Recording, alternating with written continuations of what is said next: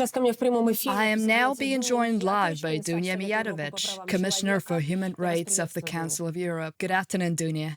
Hi. Nice to be here. Thank you for finding the time to join us. I first wanted to ask you about Vladimir Kara-Murza being sentenced to 25 years in prison. What are your thoughts about this decision? It is outrageous. It is unacceptable. This kind of tough sentence is another sign that in today's Russia, the authorities are not only determined to silence critics, but also to neutralize anything or anyone they believe represents any kind of threat. And this is something that started quite long ago. This sentence is also a message to other activists, people that are having different opinions. But in a way, I never thought we will come to this kind of situation where every other day, we hear more bad news coming from Russia, targeting Russian civil society activists, people of differing views and critical views. This cannot continue like this. This is devastating for the well-being of the whole society, and it's affecting everyone. I just wish, all people that are imprisoned now, and as you know, there are many, will have strength and hope that this suffering will stop, but also to know that they are not alone and that we will not forget about them, even though I have to be honest with you, it is extremely difficult to work on the issue related to human rights defenders, journalists, and activists in the Russian Federation. But we are somehow trying and managing to stay in touch and to let people that what they're doing and that their voices are heard, their courage is known.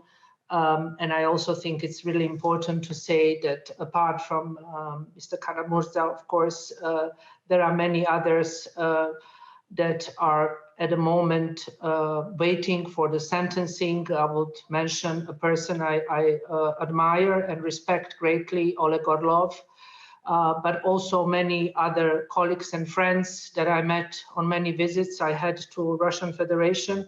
And it is something that we will continue engaging and following and also trying to help as much as we can. Those are important words. Thank you for that, Dunja. At the same time, we know that Russia left the Council of Europe, and while trying to make a difference in what is happening was already difficult before, now it's practically impossible. I also know that you've been carefully observing all the criminal cases, including the case of Alexei Navalny, who, as it became known today, was assaulted in prison. What do you think of what is happening with him and his constant assignment to solitary punishment cells? Sometimes you get the sense that there's no real reason why he's being kept alive, perhaps only to be tortured into insanity. That is just another case. Case of Alexei Navalny is the case I raised also at a time when Russian Federation was still Council of Europe member states, where I still had hope that there is a way to engage in an honest and constructive way. I was hoping that we will see some light at the end of this tunnel, which I think is also created with the legislation that I think it's absolutely devastating. And it had a devastating effect to the Russian civil society, which is the Foreign Agents Law. When it comes to Alexei Navalny, of course, every other day again we hear news about him not feeling well and also need for a particular medical assistance. And the newest, what you just told me about the attack, is showing actually that all this very complex and dangerous situation is affecting human beings. And here, Russian Federation is going against their own people. some of them, extremely, respected people. I know that there is also a case of Vladislav Yasipenko, but then who was in Crimea, but also Ivan Shafronov sentenced to 22 years. Then you have the newest arrest of the U.S. journalist who is under prosecution for alleged espionage. So all the time, there are cases. I also heard recently about Svetlana Anokina. So, it's something, that doesn't stop. And my question is also to the authorities, to the government, what do they think they'll achieve with this? You cannot stop people thinking differently. You cannot stop people disagreeing with you. So any government that considers this kind of measures towards the people with differing views is something that is not going to work. History taught us about this. So even the most extreme views, even the most provocative views, and not to mention views against the war, are something, that is not allowed in today's Russia, then I'm really worried about the future of the country if you do not have these people, I mentioned, but also many others. You mentioned high-profile cases, but there are many other people that we are in touch and we are hearing their voices, and they are not really happy with this kind of, suppression and harassment of civil society, but also each and every citizen that thinks differently than the current government. I also wanted to at least quickly touch on the situation in Crimea. You just put out a report on the persecution of Crimean Tatars, including those who oppose the war. Could you speak about that? I worked on this report for quite some time, talking to people, because for me, it's extremely important to talk to the authorities.